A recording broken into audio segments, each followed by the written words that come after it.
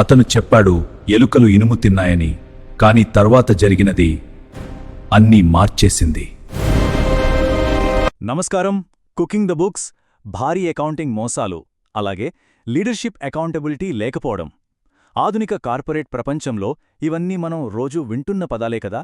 అయితే ఒక వ్యాపార భాగస్వామి తమ స్వార్థం కోసం ఎంతటి పచ్చి అబద్ధాలనైనా ఆడినప్పుడు వాళ్ళని జవాబుదారీగా చేయడమెలా?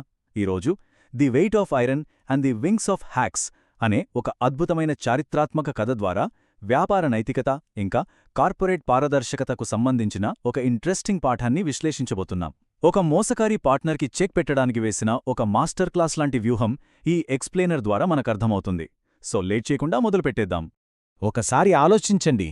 వ్యాపార భాగస్వాముల మధ్య నమ్మకం పూర్తిగా దెబ్బతిన్నప్పుడు, ఆధునిక కార్పొరేట్ కవరప్ల దరహాలో అస్సలు నమ్మశక్యం కాని అసాధ్యమైన వాదనలు తెరపైకి వచ్చినప్పుడు సత్యాన్ని ఎలా నిగ్గుతేల్చాలి? మన కథ సరిగ్గా ఇదే సవాల్ను ముందుకు తీసుకువస్తోంది. పచ్చి అబద్ధాలతో వ్యాపార ఒప్పందాలను తుంగలో తొక్కినప్పుడు న్యాయస్థానం దాన్ని ఎలా డీల్ చేయాలి, నిజాలను ఎలా రాబట్టాలి అన్నది ఇక్కడ మనం ప్రధానంగా గమనించాల్సిన విషయం. రైట్. ఇప్పుడు సెక్షన్ 1 చూద్దాం. వ్యాపార నమ్మకం ఒక ముఖ్యమైన ప్రశ్న. అసలు ఇదంతా ఎక్కడ, ఎలా మొదలైందంటే, సూరయ్య అనే ఒక వ్యాపారి ఉన్నాడు. అతనికి తన పనుల మీద వేరే ఊరికి వెళ్లాల్సి వచ్చింది. అప్పుడు తన దగ్గర ఉన్న ఎంతో ఖరీదైన బరువైన ఇనుప కడ్డీల లోడ్ను భద్రంగా ఉంచుమని తన ప్రాణస్నేహితుడైన పేరయ్యకు అప్పగిస్తాడు. దీన్ని మనం మోడర్న్ డే బిజినెస్కి కనెక్ట్ చేస్తే, వాటాదారులు తమ మూలధనాన్ని ఒక సీఈఓకి లేదా బోర్డ్ ఆఫ్ డైరెక్టర్స్కి అప్పగించడం లాంటిదే కదా ఇది. ఇక్కడ సూరయ్య కేవలం ఆస్తిని మాత్రమే కాదు, తన పూర్తి వ్యాపార నమ్మకాన్ని అప్పగించాడు.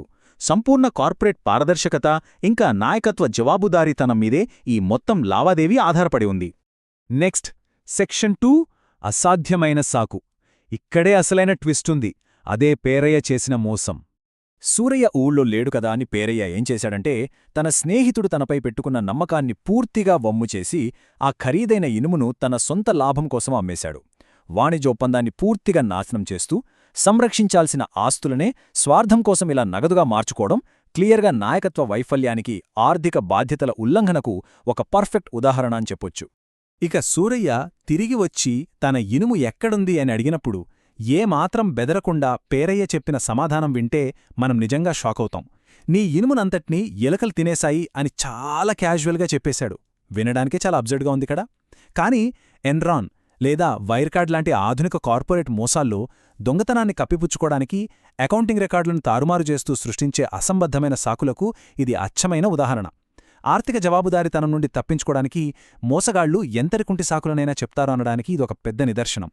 ఇక సెక్షన్ 3, ద కౌంటర్ డిసెప్షన్ లేదా ప్రతివ్యూహం.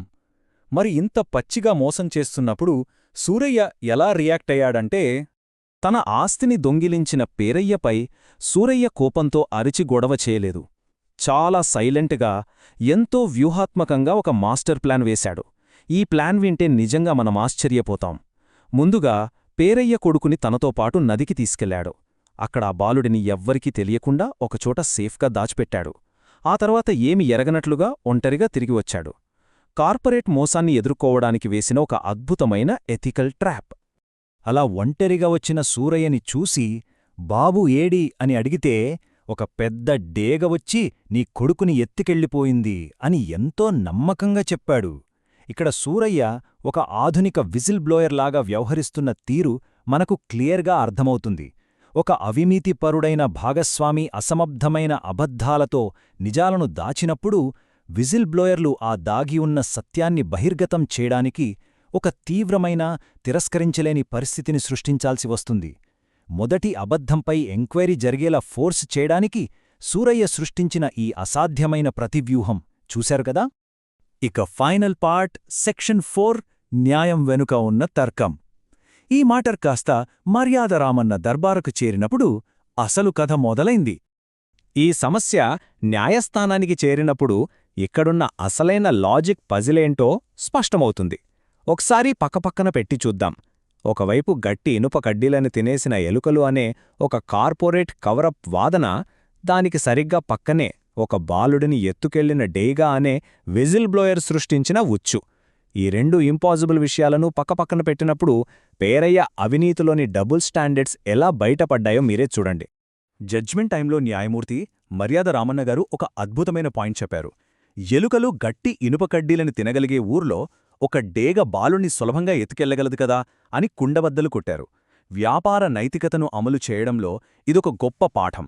వాణిజ్య నమ్మకాన్ని నాశనం చేయడానికి మీరు పచ్చి అబద్ధాలను ఆయుధంగా వాడుకున్నప్పుడు తిరిగి చట్టం నుండి రక్షణను లేదా లాజిక్ను ఆశించడం అసాధ్యం అని ఈ తీర్పు ప్రూవ్ చేసింది. ఇక్కడ మొదటి అబద్ధం ఎంత అసంబద్ధమో చూపించి రెండో వాదనలోని లాజిక్ను సమర్థించడం నిజంగా బ్రిలియంట్ కదా.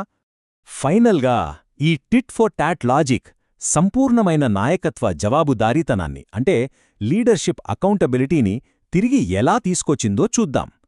అడ్డంగా దొరికిపోయానని అర్థం కావడంతో పేరయ్య తన దొంగతనాన్ని అంగీకరించి ఇనుము అమ్మగా వచ్చిన డబ్బును వెంటనే తిరిగి చెల్లించాడు. ఆ డబ్బు వెనక్కి రాగానే సూరయ్య కూడా బాలుడ్ని క్షేమంగా అప్పగించాడు. దీనిద్వారా వ్యాపార నైతికత, వాణిజ్య నియమాలు బ్యాలెన్స్ అయ్యాయి. సరే, చివరగా మనందరం ఆలోచించాల్సిన విషయం ఒకటుంది. కార్పొరేట్ ప్రపంచంలో ఒక మోసగాణ్ణి జవాబుదారీగా చేయడానికి, తప్పును సరిదిద్దడానికి సూరయ్య ఎంచుకున్న ఈ మార్గం నైతికంగా సరైనదేనా? వ్యాపారంలో అబద్ధాన్ని ఇంకో అబద్ధంతోనే ఎదుర్కోవడం ఎథికల్గా సమంజసమేనా? ఈ విషయం గురించి మీరేమనుకుంటున్నారో కామెంట్లలో ఓటు వేసి మాతో పంచుకోండి. వ్యాపార నైతికత, పారదర్శకతపై చేసిన ఈ ఎక్స్ప్లైనర్ మీకు నచ్చిందని అనుకుంటున్నాం. Thank you. జీవితం మరియు బిజినెస్కు సంబంధించిన ఎన్నో ఆసక్తికరమైన కథలు, వాటి విశ్లేషణతో పాటు మీకోసం అందిస్తున్నాం క్రియేటివ్ సుబ్బు యూట్యూబ్ ఛానల్లో. మరిన్ని కథల కోసం మా ఛానల్ను ఫాలో అవ్వండి.